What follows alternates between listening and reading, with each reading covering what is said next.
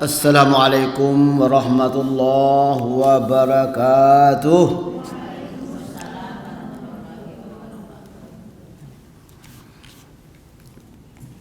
Alhamdulillahi rabbil alamin.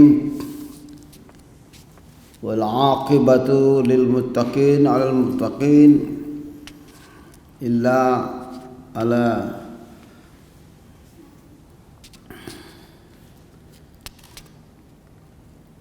Alhamdulillahirabbil alamin wassalatu wassalamu ala asyrafil anbiya wal mursalin wa ala alihi wa sahbihi ajmain.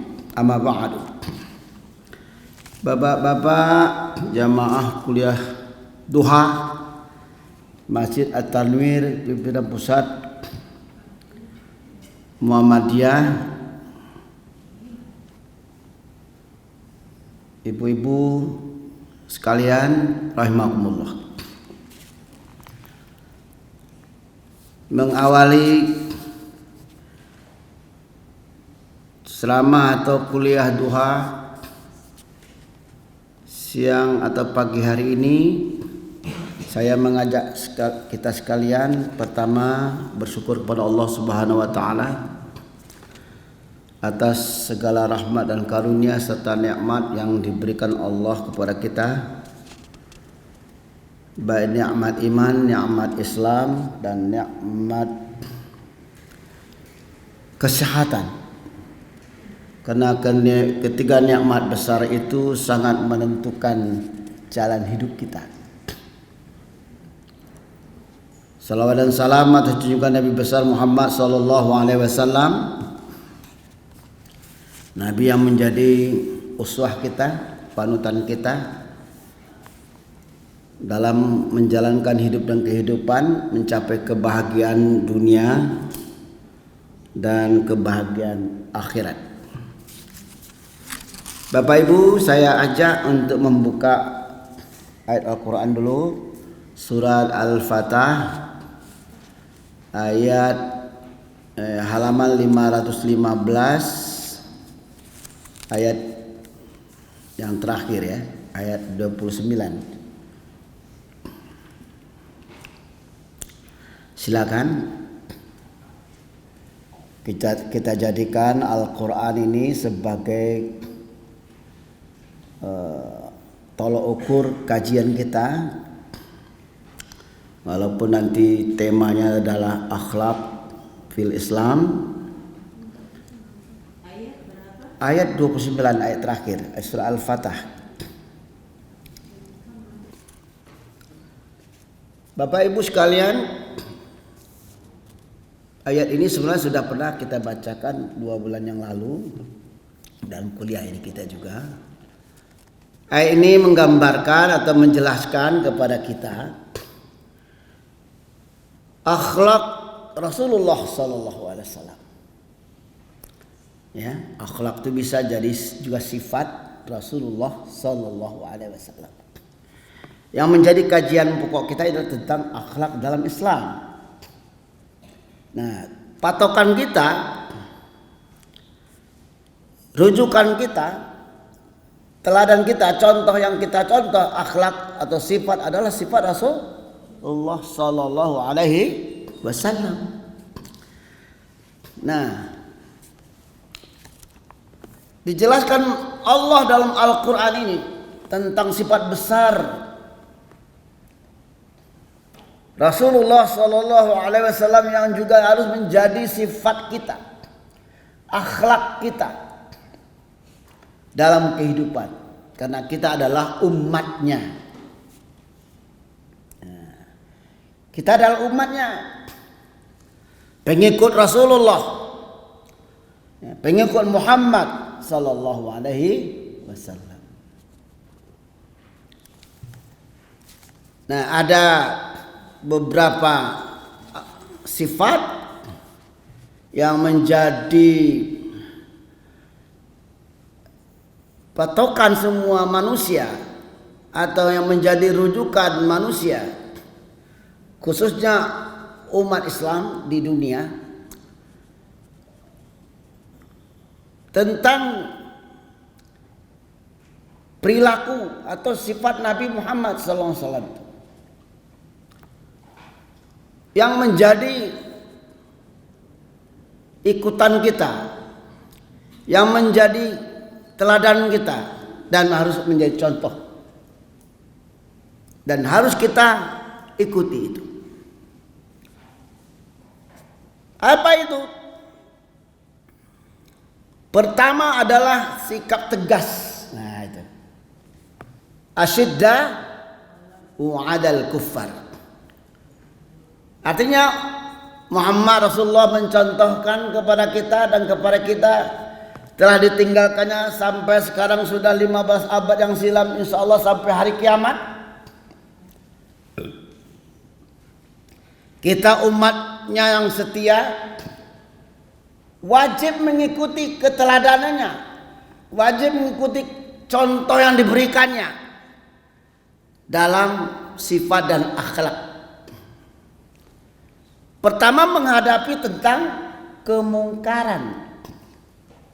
Nah, kufar yang membawa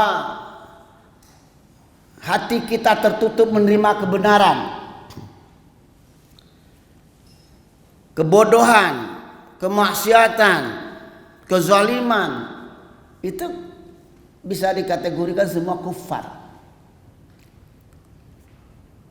Perbuatan-perbuatan yang melawan Allah, mendurhakai Allah, ya, menghina Islam, menghina Nabi Muhammad, menghina umatnya.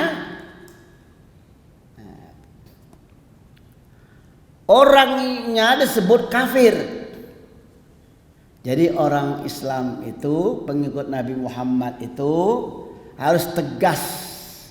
Jangan tedeng aling-aling, ya, jangan ragu-ragu, artinya gitu. Jangan ragu-ragu dalam menolak kezaliman. Jangan ragu-ragu menolak kefasikan. Jangan ragu-ragu menolak kekufuran. Termasuk orangnya. Kalau jelas bagi kita ini orang kafir yang memang akan merusak akidah kita, merusak ibadah kita, merusak ajaran Islam kita, merusak iman kita, jelas dia kafir, tolak. Cara menolak itu macam-macam. Nah, kalau dia tidak menimbulkan kerusakan fisik kepada kita, ajarannya jangan diterima, ajarannya jangan diikuti, tawarannya jangan diterima, tawarannya jangan disukai. Itu tegas namanya. Tapi kalau kita orang Islam masih ragu-ragu, oh kita anggap ini orang kafir, dia kan masih bisa dia masih memberi kita jatah gitu, memberi kita kebaikan. Boleh selama kebaikan itu bermanfaat untuk Islam, untuk akidah kita, untuk ibadah kita. Tapi kalau kebaikannya umpamanya dia kasih kita jabatan, pangkat, gaji besar dari perusahaannya, tapi kamu jangan taat kepada Allah, artinya beriman ya silakan, tapi jangan sholat, ya, umpamanya jangan membantu orang Islam itu, atau jangan melawan memusuhi orang kafir kawannya, jangan memusuhi orang Israel, jangan memusuhi orang Yahudi, Nasrani umpamanya.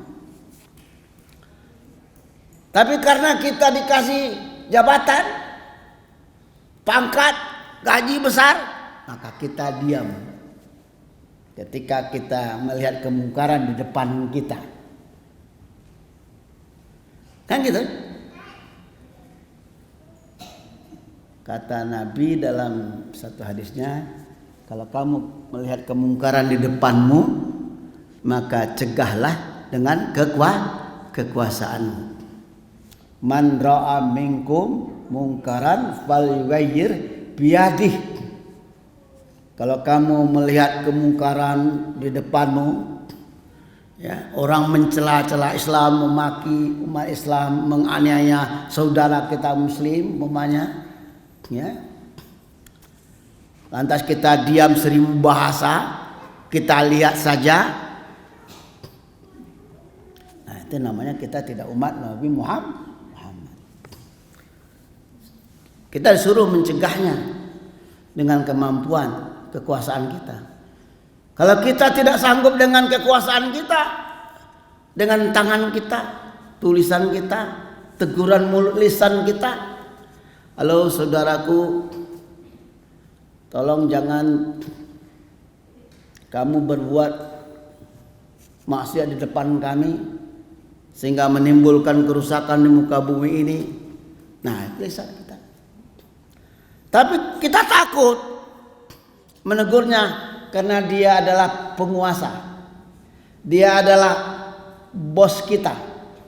Dia adalah yang ngangkat kita jadi punya jabatan dan menghasilkan gaji besar. Nah, karena dia memberi kita jabatan, entah kita takut, entah kita malu, kita tidak mau. Padahal Nabi mengatakan, ya, cegah dengan kemampuan, kekuasaan. Enggak sanggup kamu dengan lidah kamu, dengan tulisanmu, nah, dengan hati. Enggak ada jalan lain, hanya saya harus bekerja dengan bos ini, dengan direktur ini, pengusaha ini. Kalau enggak saya lapar. Saya tidak bisa bekerja yang lain. Kalau saya berhenti, anak istri saya tidak makan. Ya, kalau sampai begitu umpamanya, tidak ada jalan lain, maka fi qalbihi, dari hati kita saya. Ya, hati kita tidak mau menerima, jauhkan.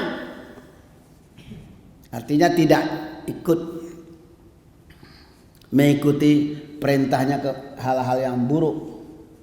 Nah, itu ya. Itu kata Nabi, wazalika adhaful iman. Dengan hati itu berarti kita sudah menolak ajakan mereka berbuat maksiat, berbuat mungkar. Itu selemah-lemah iman. Nah, jadi itu salah satu bentuk cara kita menolak kekufaran, kezaliman, ya. Kemudian kalau sesama kita muslim jangan saling memusuhi, jangan membenci. Walaupun dia tidak memberi jabatan kepada kita, tidak memberi sesuatu yang bersifat material kepada kita karena kesusahannya. Tapi saudara kita itu ruhama'u bainahum.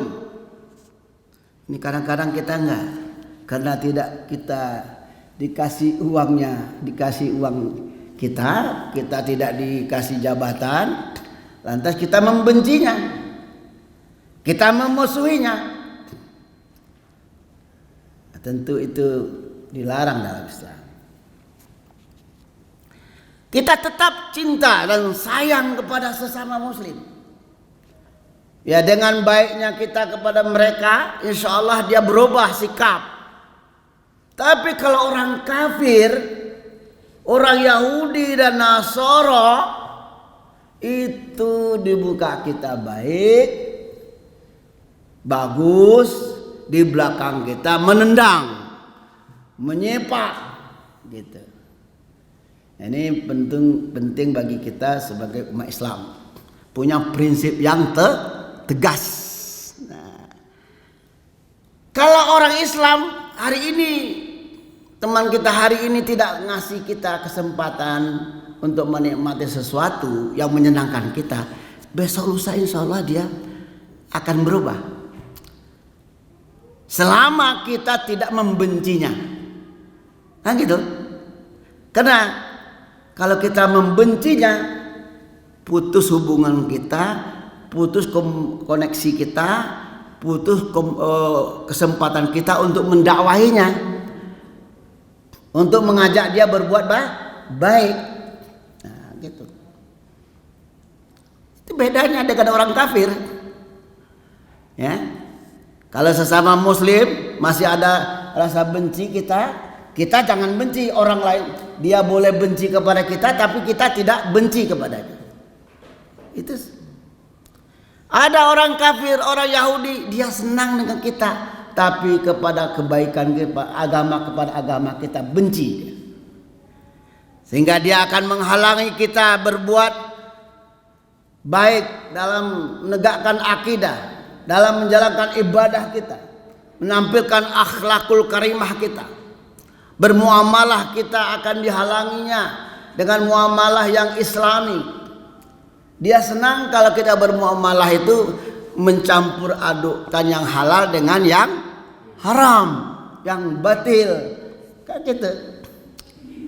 Nah, gitu. Bapak Ibu dan saudara-saudara sekalian.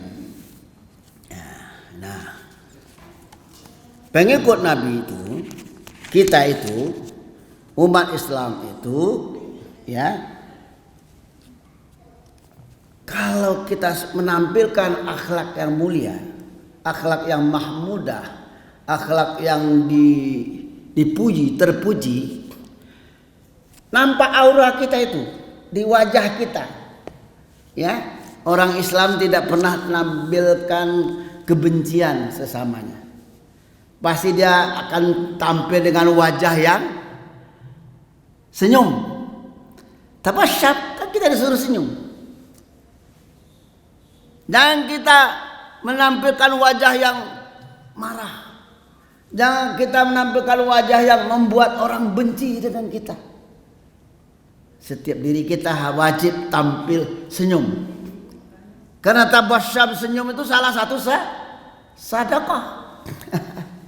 Kalau enggak kita bisa memberi uang, memberikan makanan, ya, tapi senyum kita itu tentu akan sama nilainya dengan sedekah harta, ya, sedekah benda, makanan. Kenapa? Orang yang menerima senyum kita, yang melihat kita senyum, dia akan senang. Ya, walaupun dia tidak memberi harta kepada saya, walaupun tidak memberi makan kepada saya, senyumnya sudah menyenangkan hati saya. Itu. Ya. Kenapa umat Islam itu mampu senyum kepada saudaranya, kepada orang lain? Karena dia senantiasa beribadah kepada Allah. Rukuk, sujud. Ya. Karena kita rukuk, sujud kepada Allah. Kan gitu. Tapi kalau kita selalu sholat, rukuknya sampai hitam jidat kita umpamanya, ya kan? Sujud kita, tapi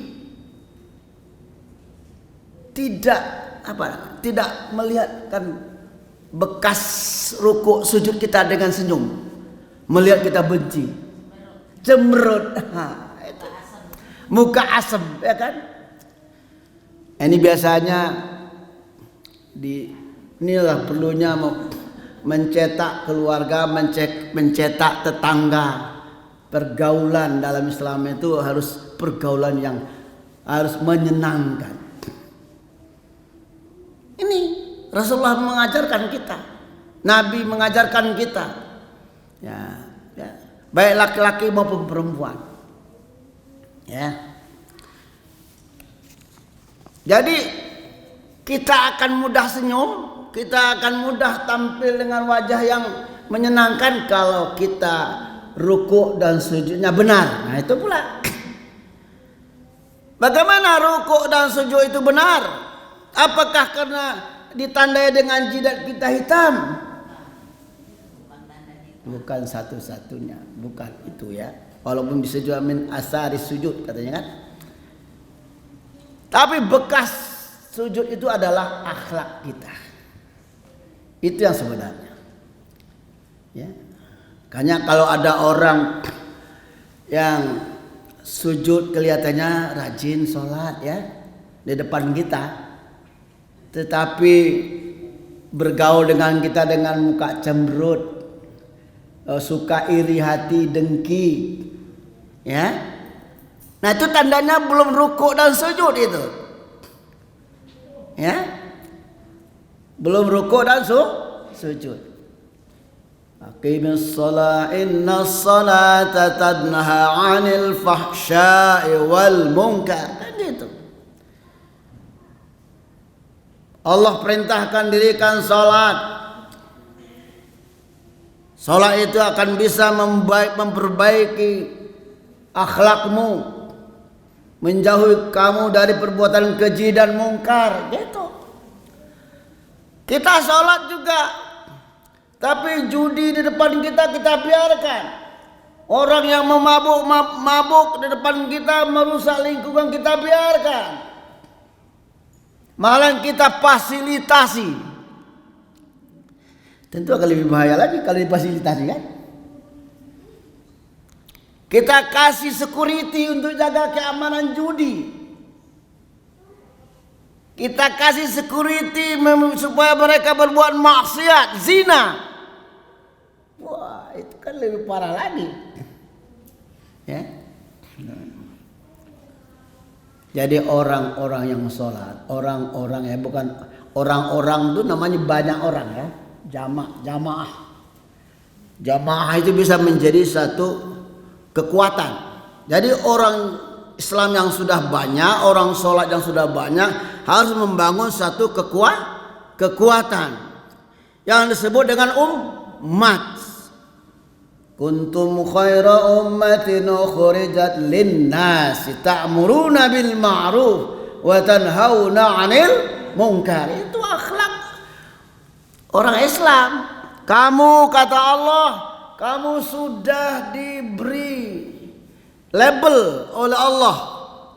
Kamu itu siapa? Umat Muhammad. Muhammad dan umatnya. Gitu ya. Muhammadur Rasulullah walladzina ma'ahu. Itu. Ya, mudah-mudahan kita keluarga besar Muhammadiyah tergolong orang-orang seperti itu. Ya. Dengan kita pakai nama, label nama Muhammadiyah, selalu kita memperbaiki. Ingat kita, oh saya ini umat Muhammad, ya, saya ini pengikut Muhammad. Kalau saya berbuat salah, kita apa namanya? Ya sadar apa? Kita tinggalkan yang jahat tadi, kita kembali berbuat baik. Tapi kalau mengaku umat Muhammad nggak sadar dalam berbuat kejahatan, tidak sadar berakhlak yang tidak terpuji, dikasih tahu malah tidak berubah, ya kan? Nah itu, apakah itu disebut umat Muhammad juga? Tentu tidak. Kalau dia pun masih Islam, berarti dia punya kesempatan untuk diperbaiki. Tujuan kita jangan zalimi dia, jangan aniaya dia, selama dia bertauhid. Itulah. Nah itu. Karena kata Allah, innamal mu'minuna ikhwatun fa aslihu baina akhawat. Itu kesempatan kita untuk memperbaiki saudara kita. Nah, itulah kelebihannya, bedanya akhlak orang Islam sesama Islamnya, atau dengan orang kafir. Ya, kita berakhlak baik, ya. Tapi orang kafir belum tentu berbuat baik kepada kita. Ya. Kalau orang Islam sesama Muslim, sesama Islam, kita punya kesempatan untuk memperbaikinya menjadi khairun nas. Ya, sebaik-baik manusia. Ayyam fa'hum linnas. Ya, gitu. Sebaik-baik, sebagus-bagus akhlak kamu wahai manusia, ya, adalah orang yang memberi manfaat kepada orang lain. Khairun nasri pasti Muslim. Ya, kalau orang kafir tidak kunjung dia banyak berbuat baik. Dia baik ketika dia bermanfaat, kita bermanfaat untuk dia. Ya. Tapi kalau selama kita tidak bermanfaat untuk dia lagi, dia akan memusuhi kita. Nah, itu orang kafir. Kalau orang Muslim tidak. Nah, itu yang penting akhlak yang kita bangun, ya, dalam Islam. Bapak Ibu dan saudara-saudara sekalian, berkaitan dengan itulah, ya, di dalam putusan tarjih Muhammadiyah, ya, tentang adabul mar'ah, ya, adab dan akhlak wanita dalam Islam. Ya, kita awali dengan hidup berumah tangga. Artinya hidup berumah tangga ini untuk melihat dan bagaimana seorang wanita dalam Islam, ya, berakhlak yang baik. Secara pribadi tentu belum, waktu dia belum berumah tangga, pribadinya yang kita pandang, kita lihat. Tetapi kalau dia sudah berumah tangga, kalau perempuan sudah jadi istri, kalau laki-laki sudah jadi suami, nah, ya, di dalam putusan ini kita diarahkan dulu bagaimana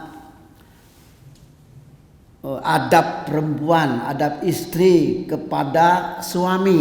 Nah, maaf, ya, walaupun tertuju sedikit, ya, fokus kepada wanita, itu berarti bukan tidak fokus kepada sang laki-laki, karena di laki-laki punya hubungan dengan wanita. Ada istri, ada suami. Nah, oleh karena itulah dalam Islam, dalam memilih pasangan, calon istri atau calon suami, ya, tapi kalau dalam hadis ini kan ditujukan kepada sang laki-laki ini. Kenapa laki-laki? Ar-rijalu qawwamuna 'alan nisa. Laki-laki itu adalah pemimpin wanita.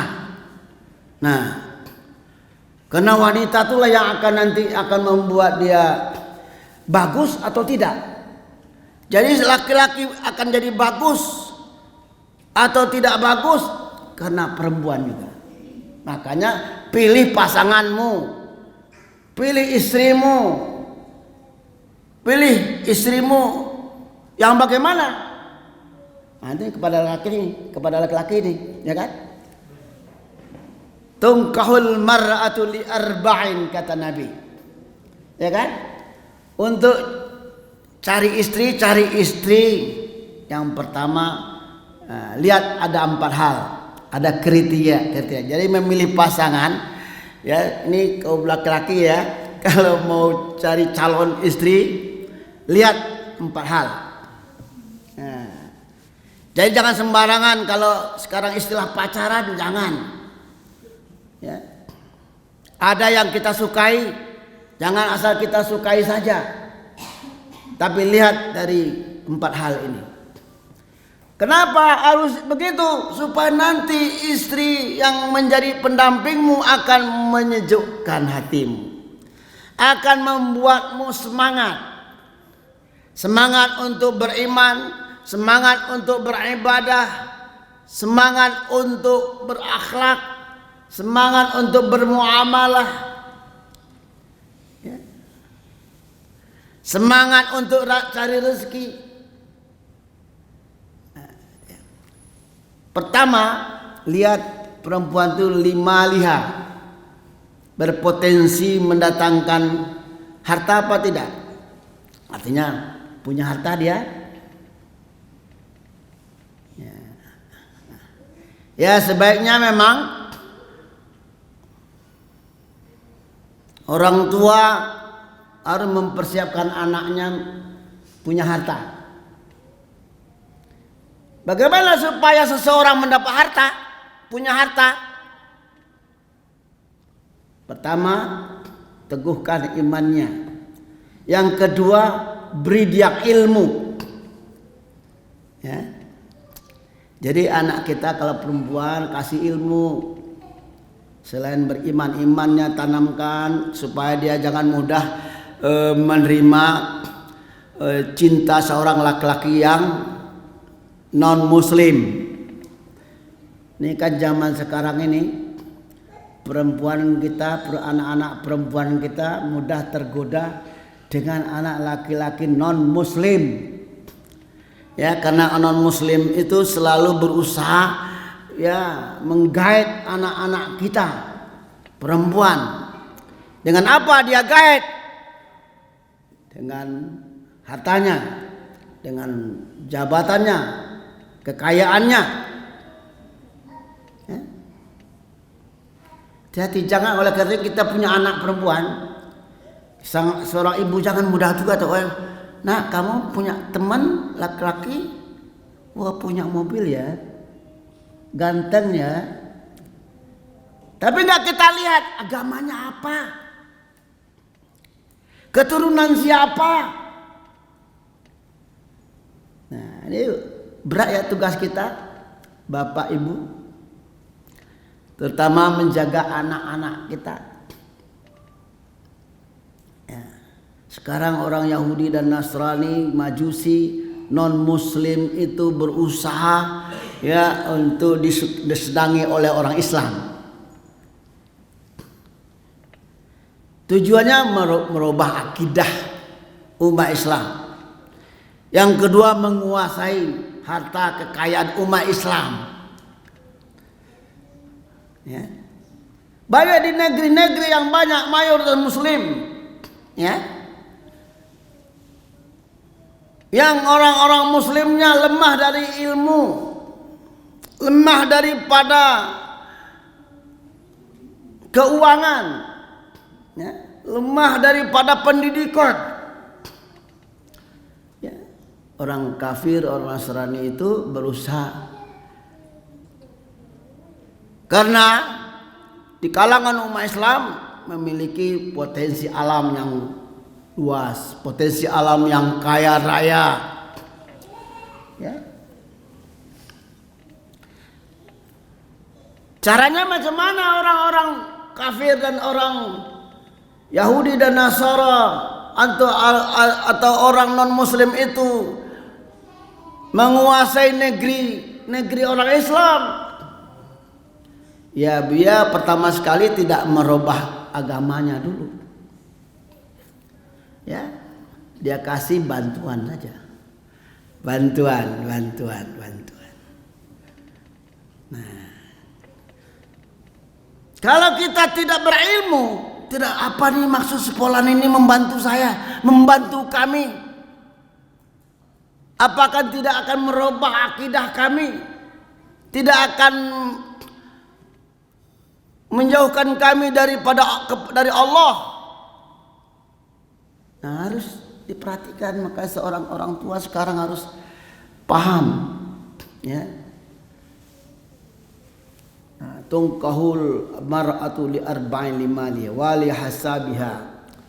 Nah, dari keturunan, makanya orang-orang Islam itu punya anak bila ingin memberi teman atau akan menikahkan, menjodohkan, ya. Lihat keturunannya jadi dari orang baik-baik apa tidak.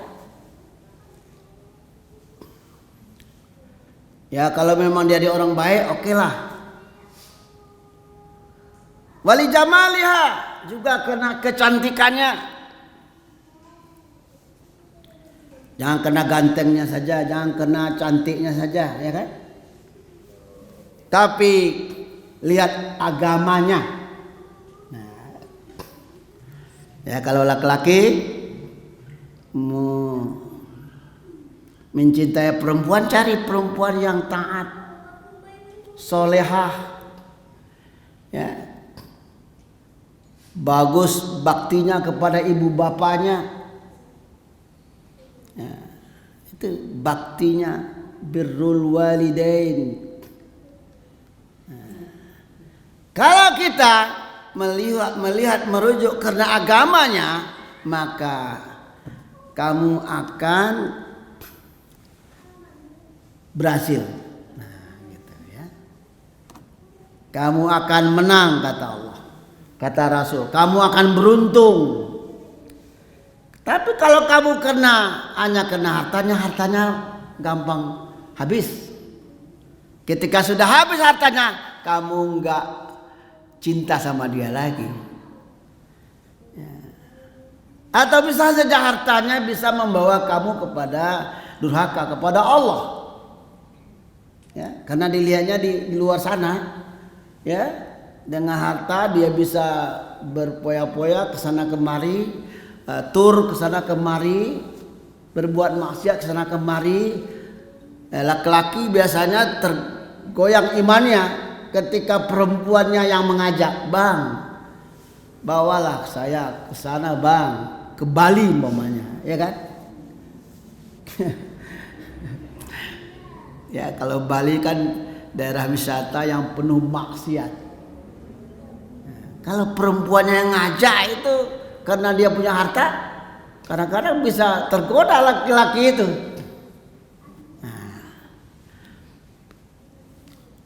Kalau karena keturunannya, oh mungkin dia anak pejabat, ya kan? Perempuannya anak pejabat.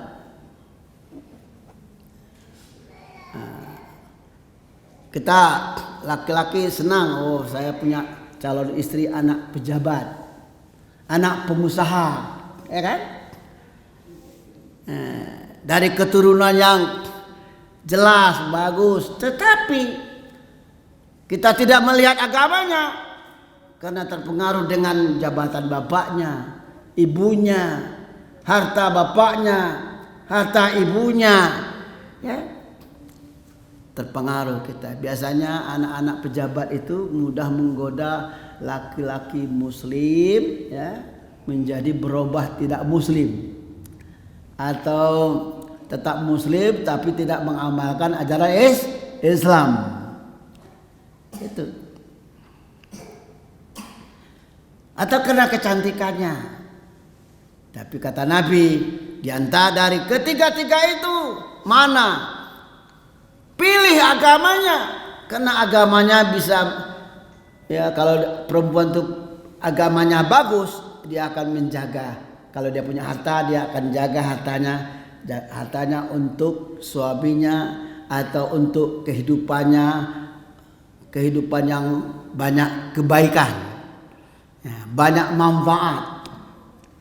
Kalau dia punya keturunan yang bagus, keturunan kebaikan, nasabnya itu akan membawa meningkatnya iman suami, ya, iman laki-laki, ibadah, meningkatkan ibadah laki-laki, ya. Sang laki-laki akan menambah semangat, bertambah semangat, ya, menjadi apa? Menjadi qawwamuna 'alan nisa tadi. Semangat jadi pemimpin wanita.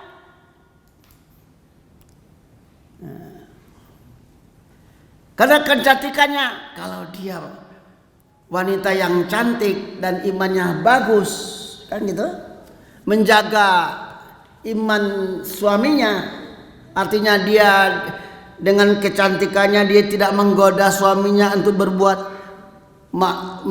berbuat maksiat di luar, atau mempengaruhi suaminya untuk berbuat maksiat. Nah tentu itu perempuan yang baik, perempuan solehah namanya,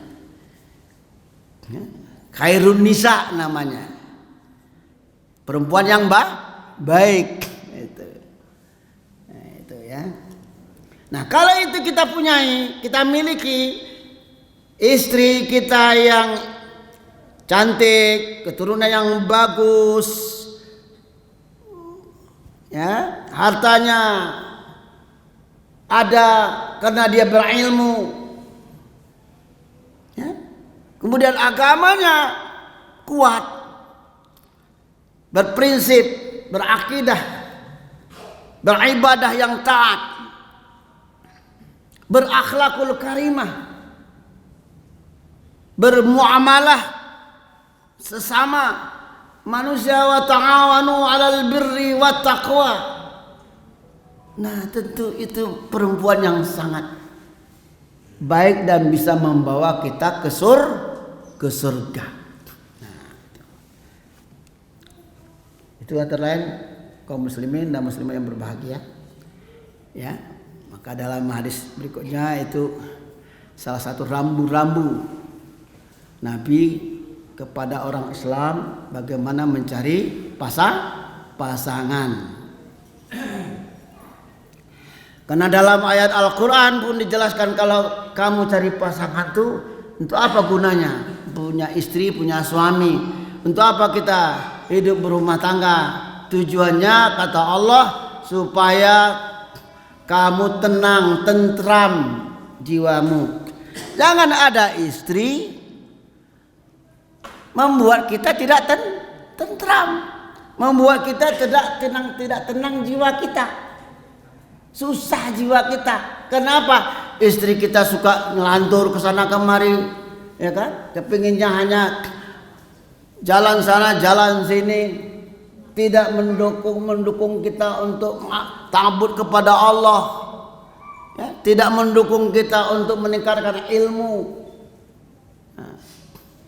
Litaskunu, kata Allah, kamu beristri itu supaya kamu bisa mendapatkan ketenangan, ketentraman, sakinah, ya, mawaddah, warahmah. Nah, begitu. Jangan kita punya istri, punya suami, tapi tidak menimbulkan ketenangan dalam hidup kita, tidak membawa cinta kasih dalam hidup kita, tidak membawa kasih sayang dalam hidup kita. Nah, tentu kita akan tergolong orang-orang yang merugi, ya. Makanya kita disuruh berpikir, ya. Berpikir itu pelita hati.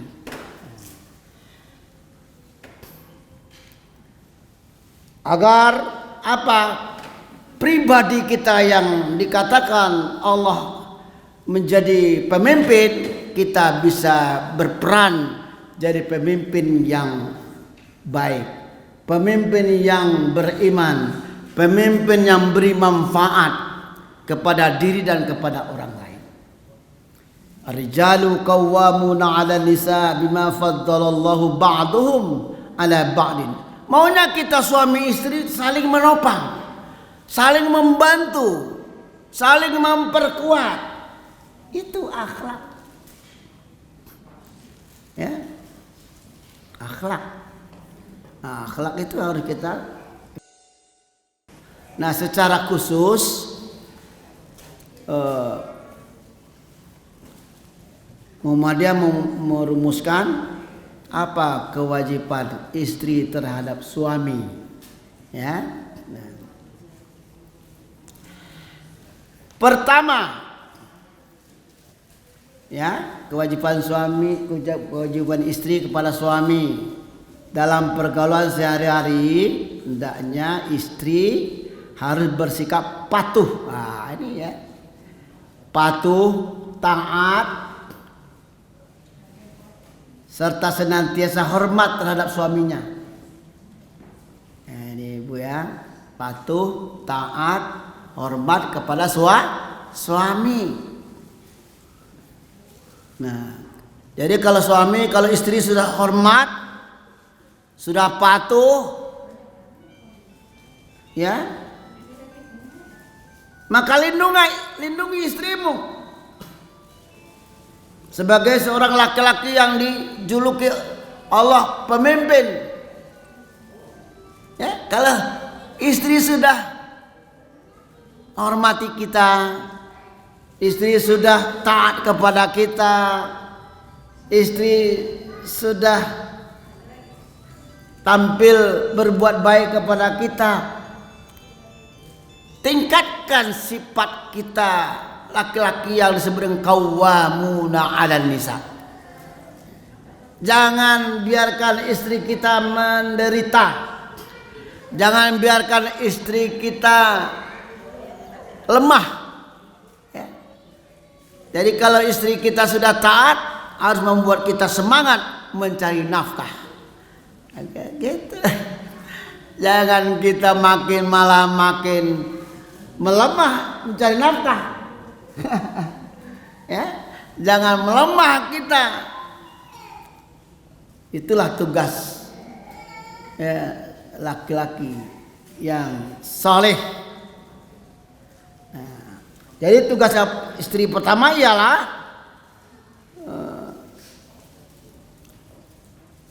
taat dan patuh kepada suami. Nah, kalau disebut ati Allah itu patuh ya, taat kepada Allah.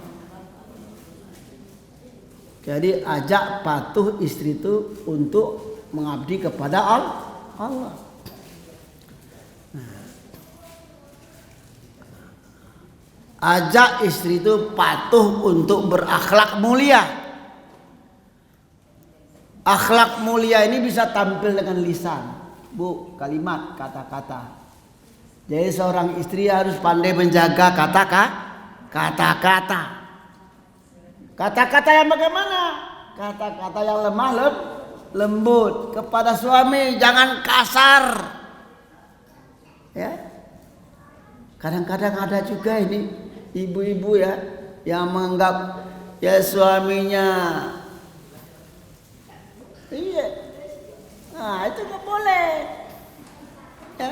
Kalau suami kita minta minum, ya sediain minum yang baik. Jangan diperintah, ambil saja di dapur itu. Nah, jangan. Walaupun sang suami tidak keberatan ya, tapi tidak beradab namanya. Perempuan yang tidak beradab.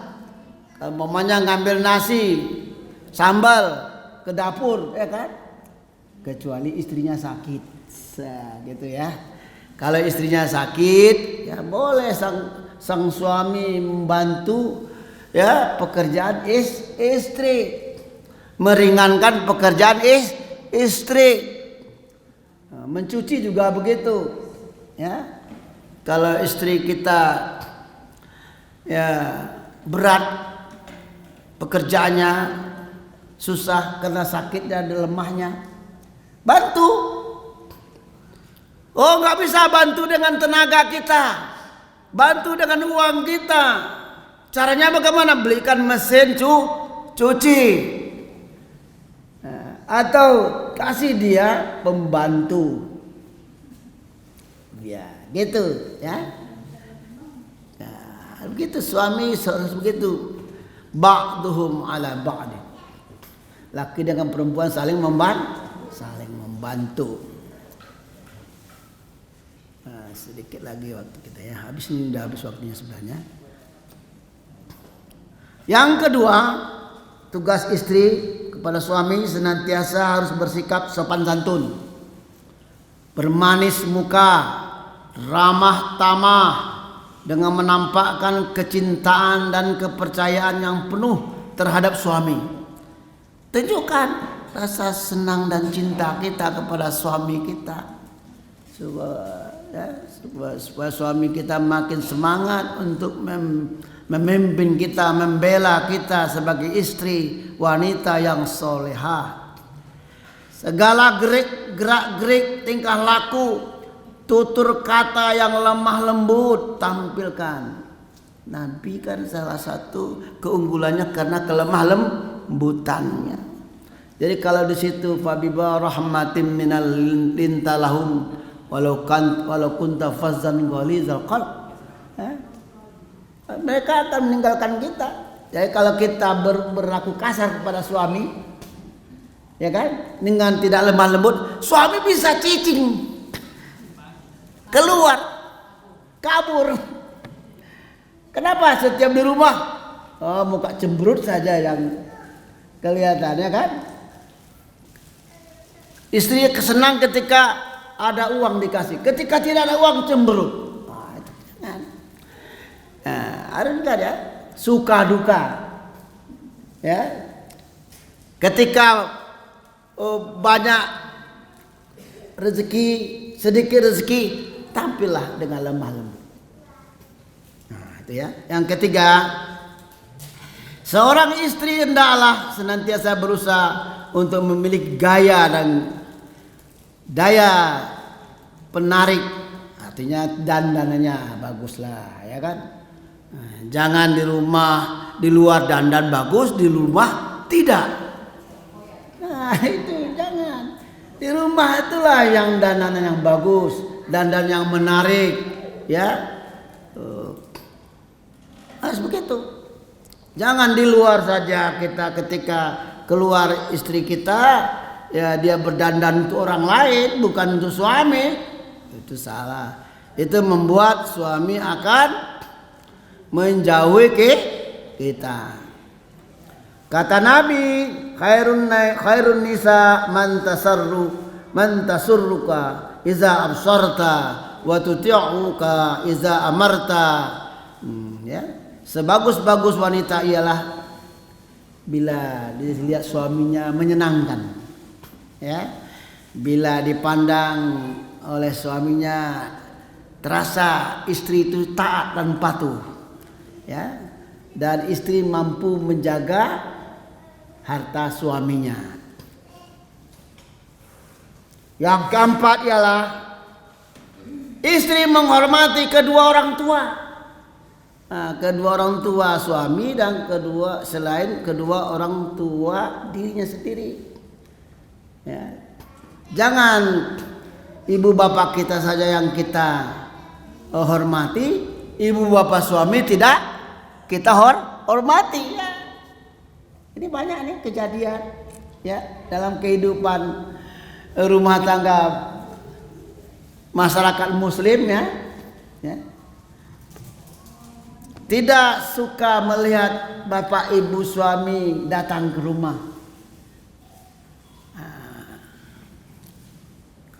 Jadi harus dihormati. Ibu bapak kita hormati, dan ibu bapak suami kita hormati. Nah, gitu. Ini dikaitkan dengan didukung oleh perintah Allah, wa qada rabbuka alla ta'budu illa iyyahu bil walidaini ihsana imma yablughanna 'indaka al-kibra ahaduhuma aw kilahuma fala taqul lahumā uffin. Jadi kalau datang orang tua, suami kita, bapaknya, ibunya, ya, jangan muka kita cemberut. Hormati, layani seperti melayani bapak ibu kita sendiri. Nah, sebaliknya juga begitu. Kalau pada satu etnis kadang-kadang, ya, lebih cenderung dia mencintai suaminya, mencintai dia lebih senang kepada bapak ibunya, tapi kepada mertuanya cemberut. Nah, juga itu tidak boleh. Harus keduanya. Tumbuhkan rasa bahagia, cinta, kasih, suka, duka, dan jangan diiringi dengan kata-kata yang menyakitkan. Apa itu kata-kata yang menyakitkan? Kata saja pun sudah menyakitkan. Ya. Malas nengok bapak nih. Malas nengok ibu nih. Mertua saya suka kali mau hanya menyayangi suami saya saja, saya tidak. Kenapa? Tanya diri kita. Mungkin kita tampil dalam suasana yang tidak menyenangkannya. Nah, tugas kita sebagai istri, hormati dan muliakan ibu bapak suami kita dan ibu bapak kita sendiri. Nah, gitu. Ini membangun rumah tangga, ya. Sakinah, mawaddah, warahmah. Nah, kalau kita mendoakan ibu bapak kita sendiri, doakan juga ibu bapak suami kita. Kenapa ibu bapak suami kita ada ibu bapak kita sendiri juga? Nah, Allahumma ighfir lana dzunubana wa liwalidayna warhamhuma kama rabbayana shaghira. Ya. Jadi itu bapak-bapak dan ibu-ibu terutama ya kita sekalian. Yang terakhir, tugas istri dalam rumah tangga mengatur rumah tangga, bersolek dan berhias dalam ukuran yang wajar, jangan berlebihan sekali ya kan, wajar-wajar saja. Berarti apa? Islam mengajar kita agar cantik, ya, berhias itu disuruh. Karena menghias ini memerlukan duit, memerlukan uang, suami carikan duit untuk agar istri kita bisa berhias gitu. Dan kita tuntut istri kita cantik, istri kita berhias di depan kita, tapi kita tidak pernah memberinya biaya perhiasannya. Gitu, itu tanggung jawab qawwamuna 'alan nisa. Jadi Bapak Ibu dan saudara sekalian, itu kuliah duha kita hari ini, ya, membangun rumah tangga yang bahagia, ya, sakinah, mawaddah, warahmah. Ya, kita fokus pada tugas istri dan tugas suami. Ya, kalau dari segi jumlahnya mungkin kelihatannya tampilnya tugas istri, padahal tugas istri itu ada hubungannya dengan tugas suami. Semoga bermanfaat. Kuliah duha hari ini ialah membangun adab kita dalam suami istri. Baik ibu-ibu bapak sekalian, mohon maaf kita akhiri dengan doa. Subhanakallahumma wa bihamdika asyhadu an la ilaha illa anta astaghfiruka wa atubu ilaik. Assalamualaikum warahmatullahi wabarakatuh.